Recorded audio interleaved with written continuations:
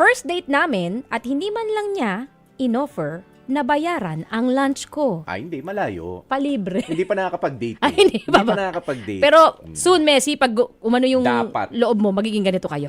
Uy. Eto na nga. Popoy at Maki Rena. Tawagin niyo na lamang po ako sa pangalang Bash. 27 years old at no boyfriend since birth. Just recently, may nakadate ako. And yes, first time ko ito. Nag-uusap na kami online for 2 months bago kami mag-decide na magkita. Mukhang similar naman kami ng values, Maki at Poy. Kaya nga lang, noong mag-date kami ay hindi man lang nag-alok ang koya mo na magbayad ng kinain ko. Agoy. Kasi 'di ba, siya ang nagyaya ng date, so dapat prepared siya, right? Hindi rin niya ako hinatid sa terminal kahit walking distance lang naman yun sa mall na kinainan namin. Sobrang simple lang pero binavalue ko kasi yung ganong bagay, Popoy at Maki. Medyo touchy rin siya for me kasi umakbay agad sa balika. Baka kako love language na yon pero kasi hindi ako komportable. Parang hindi rin siya ganoong naghanda sa date namin kasi kupas na yung damit niya at naninilaw pa ang teeth. Ganito ba talaga ang mga dapat kong mapansin? Pag first time?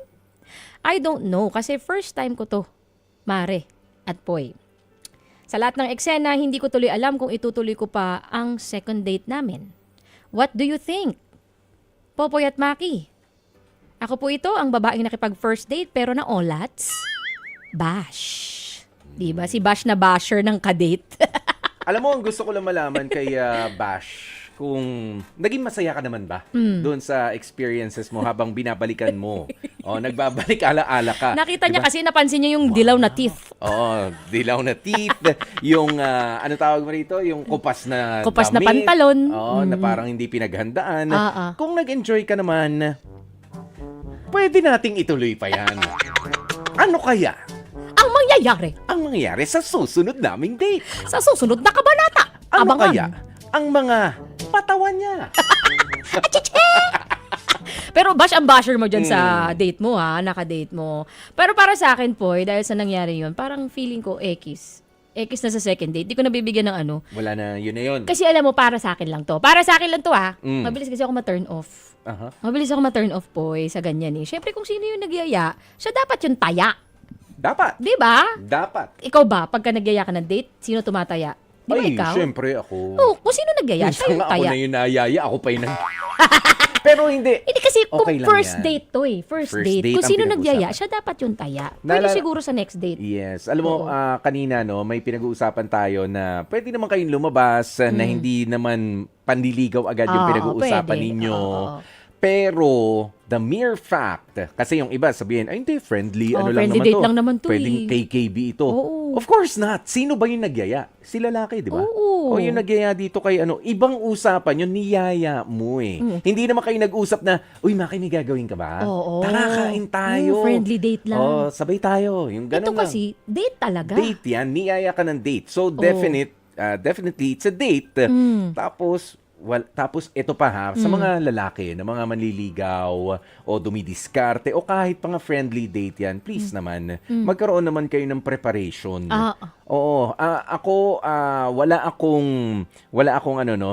akong problema kung medyo limitado lamang din ang mga damit na maisusuot natin. Wala din ang problema dyan. Walang problema yan eh. oo. Pero yung preparasyon mo sa sarili mo, kung papaano mong aayusin naman.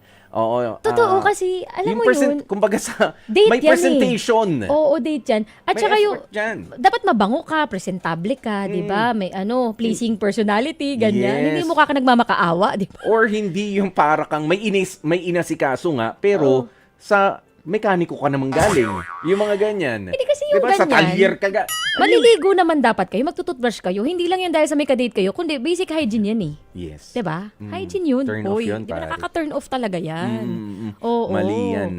Tapos yung simpleng paghahatid kay babae, hindi mo na nga hinatid sa bahay. Di ka na nga nag-offer. Hindi mo pa hinatid dun sa terminal, sakayan. oo. Buti sana kung out of way or nagmamadali talaga o sabihin ni babae, I gotta go. Oo, may sweet, ganyan. diba? Sige na, ako na bahala, kaya ko na. I gotta go. Pero kung- Malayo-layo yung lakaran to. Oo, pero kung malapit lang naman doon yung term, hindi pa hahatid, nakaka-turn off talaga yan. Tapos yung akbay-akbay, please. Oo. Guys, wag niyo gagawin yan yung akbay agad unless Touchy agad, no? unless siguro tatawid, pero ito yung akbay na hindi yung Didikit. akbay na magjowa ha. Or at least sa siko ang hawak. Oo. 'Di ba? Maging Alalay lang ba, gentleman. kumbaga? Maging Alalay. gentleman. Oo. Wag kayong First date pa lang, akbay agad, parang anong gusto mo mangyari?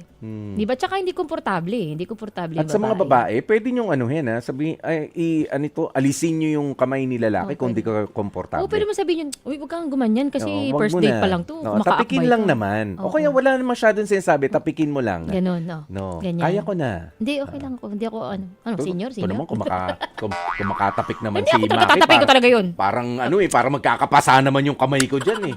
Yung, Ganon. Lalo, yabot eh. Mainit ulo, trentsahin na. tandaan mo, Maki, ha? Akbay yan, malapit sa batok yan. Baka dumulas yung kamay ko pagka umastaas na ka sa akin ganyan. Pero syempre, di ba, effort ka eh. Effort ka, mag-aayos ka, mag-exert ka ng effort. Kasi nag-exert ka ng effort for him. Nag-ayos ka eh, nag-makeup Oo naman. ka, nagpabango ka, ilang oras kang nagkilay.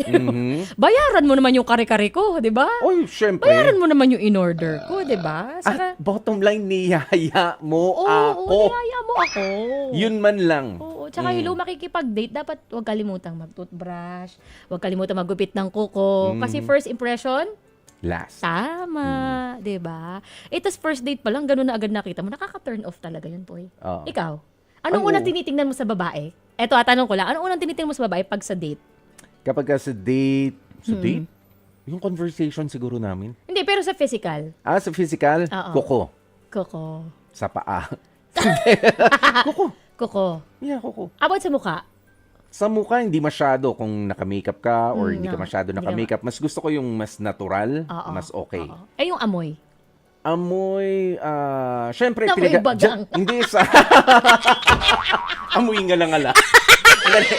Yung amoy, bagang. sa amoy, mahalata mo rin ang tao kapag ka pinaghandaan yung pagkikita nyo. Totoo. Di ba? Kahit sa Totoo, mga totoo. meetings natin, Totoo. kahit gaano ka ka-stress, di ba? Sa trabaho, sa mga nagtatrabaho dyan, yung amoy, hindi yung amoy, yes, we know you're stressed, pero hindi ka kailangan amoy stress. Di ba?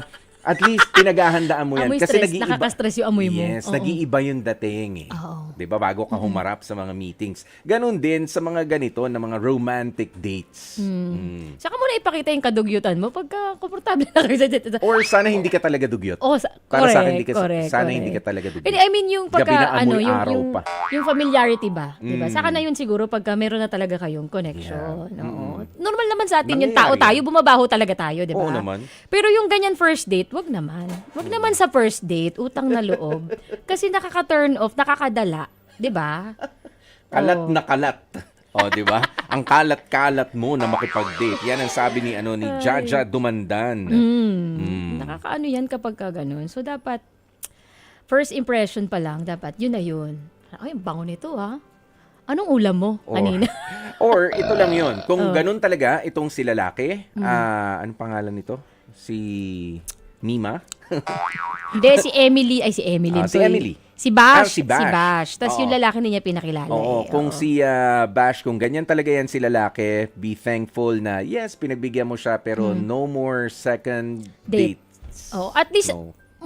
ano pa lang, bago pa lang, umpisa pa lang, nakita mo na. Oo. Meron ka nang ang tawag dun sa ganon, Oo. ik yung tawag doon, di ba? Ik. Oh, nakita mo agad. At least, hindi ka na uulit. Pero kasi first date niya to eh. Parang traumatic.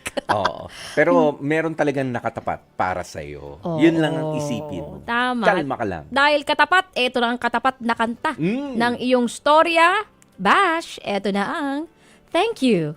Next. Mga kapatid, patuloy po kayong tumutok sa 105.9 True FM para sa mga totoong balita, impormasyon, music, and entertainment. Mag-subscribe sa aming YouTube channel at podcasts at sundan nyo rin kami sa Facebook, Instagram, X at TikTok sa @TrueNetworkPH. Bisitahin ang aming website sa truefm.ph. Kami ang 105.9 True FM. Laging true sa'yo, kapatid. tapat.